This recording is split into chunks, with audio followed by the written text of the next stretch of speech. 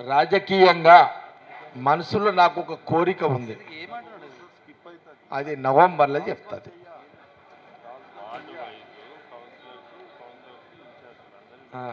Real అన్న, very serious ఇది. ఈ నవంబర్ నాకు ఒక రాజకీయమైన అది కాదు, ఏది మీరు అనుకుంది కాదు,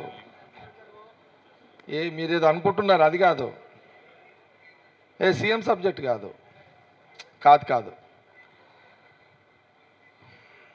సీఎంది చెప్తే కదా. ఇప్పుడు సీఎం రేవంత్ రెడ్డి ఉన్నాడు, ఆయన ఇంకేదో 5 ఏళ్ళు అంటున్నాడు, మళ్ళీ ఉత్తమ్ రెడ్డి మళ్ళీ ఆయన ట్రై చేస్తాడు ఇప్పటికీ. ఇక వాళ్ళ పంచాయతీ, మనకు సంబంధం లేదు, అది మనం దాంట్లో పోము. కానీ నాకు పొలిటికల్కి ఇంకొక డిజైన్ ఖతర్నాక్ ఉంది. అది ఇదే నెల, జూలై ఆగస్ట్ సెప్టెంబర్ అక్టోబర్, ఈ 3 నెలల అంటే ఈ జూలై అయిపోయినా ఇప్పుడు 29, జూలై ఆగస్ట్ సెప్టెంబర్ అక్టోబర్, ఈ 4 నెలల్లో కొంత రాజకీయపరమైన కొంత క్లారిటీ వస్తుంది నాకు. ఆ క్లారిటీ ఉంటే నవంబర్లో 2 రకాలుగా ఉంటాయి. ఒకటి, మనసులో ఏముందని చెప్పే పరిస్థితి వస్తుందా, అప్పుడు ఇప్పుడు ఇట్లా మార్చి చెప్పిన ఇట్లా చెప్పే పరిస్థితి వస్తుందా ఉంటుంది. నేను ఎందుకంటే నాకు 24/24 పొలిటికల్, నేను పబ్లిక్ పాలిటిక్స్, నో ఫ్యామిలీ, భార్య పిల్లలు ఉండదు నాకు, పబ్లిక్ పాలిటిక్స్. విన్నావా, ఇది నా లైన్ ఉంటుంది ఎప్పుడు.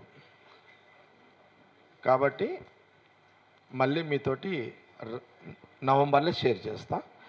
BLA start.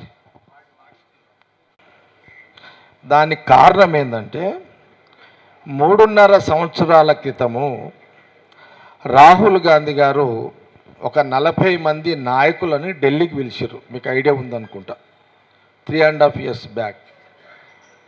అప్పుడు పిసిసి ప్రెసిడెంట్ రేవంత్ రెడ్డి గారు, ప్లస్ ఉత్తమ్ రెడ్డి గారు, జానారెడ్డి గారు, రేణుకా చౌదరి గారు, చిన్నారెడ్డి గారు, వెంకటరెడ్డి గారు,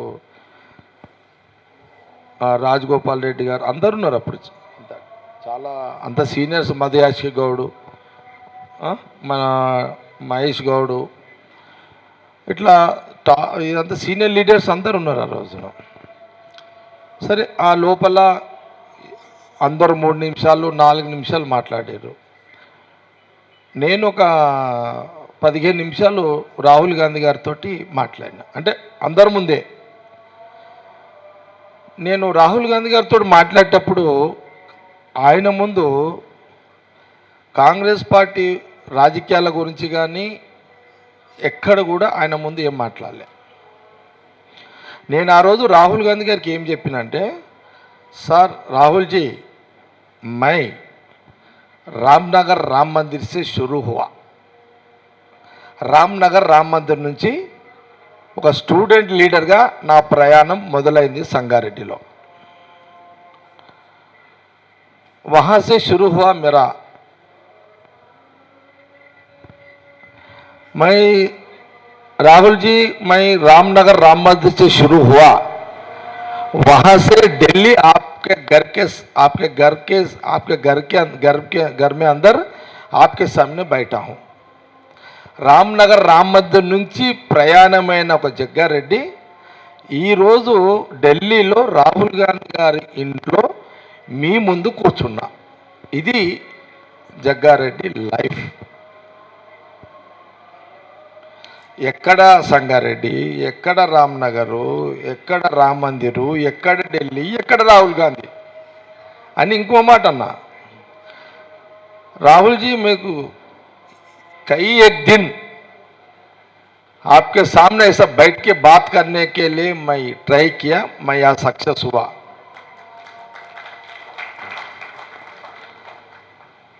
మీతోటి మీ ముందు కూర్చోవాలి, మీతోటి నాకు పరిచయాలు నన్ను మీరు గుర్తుపట్టాలి.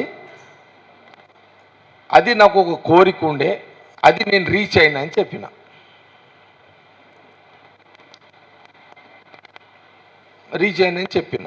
ఆయన వింటున్నాడు. ఇంటూ రాహుల్ జీ एक बात बोलना चाह रहा हूं అన్న. బోలియే అన్నాడు ఆయన. నా పక్కకు చిన్నారెడ్డి గారు ఉన్నారు, పక్కకు వాళ్ళంతా అట్లా ఉన్నారు. అందరు నన్నే చూస్తున్నారు, వీడు ఏం చెప్తాడు ఏం కథ అని చెప్పి. एक बात मैं बोल सकता हूं राहुल जी, जो राहुल जी का खानदान जो भी है, देश के जो लीडरशिप है, जो कांग्रेस लीडरशिप है, राहुल जी कोई भी पार्टी प्राइम मिनिस्टर बनेंगे, जब तक प्राइम मिनिस्टर रहता है, जब तक कि ये दुनिया उनको रिकॉग्नाइज करती है. అంటే ఏ పార్టీ ప్రైమ్ మినిస్టర్ ఉన్నా ఆ పార్టీ ప్రైమ్ మినిస్టర్ ఉన్నంతసేపే ఈ దేశ ప్రజలకు గుర్తుపడతారు. जो भी पार्टी के प्राइम मिनिस्टर उतर जाने के बाद उनको भूल जाते हैं. मगर राहुल जी आपका वैसा नहीं, आपका खानदान का आज भी ये देश में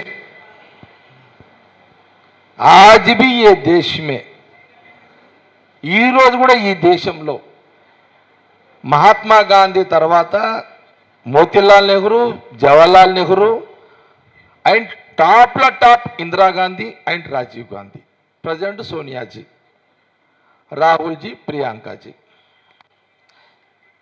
राहुल जी, आप प्रधानमंत्री कुर्सी का जरूरत नहीं है. जिसका కుర్చీ पर बैठता है उसका ही इज्जत ज्यादा देते. ఎవరైతే ఎక్కువ కుర్చీలో కూర్చుంటారో వాళ్ళకి గౌరవం ఎక్కువ ఇస్తారు.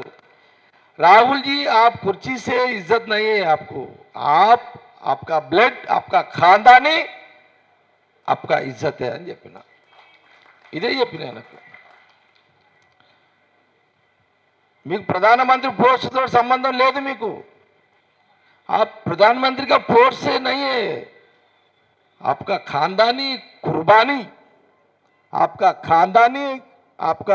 खानदानी कुर्बानी जो सैक्रिफाइस किया वही निशानी है ये देश में. कोई पार्टी प्राइम मिनिस्टर आता है जाता है, आप प्राइम मिनिस्टर बनो मत बनो, आपका निशानी ये जमीन, देश की जमीन पे ऊपर रहता, वही आपका నిశాని హై రాహుల్ జీ అని చెప్పి ఇదే మాట చెప్పిన రాహుల్ గాంధీకి. ఆడ కూర్చున్న వాళ్ళు అనుకుంటారు వీడు ఏం చెప్తున్నాడు వీడు.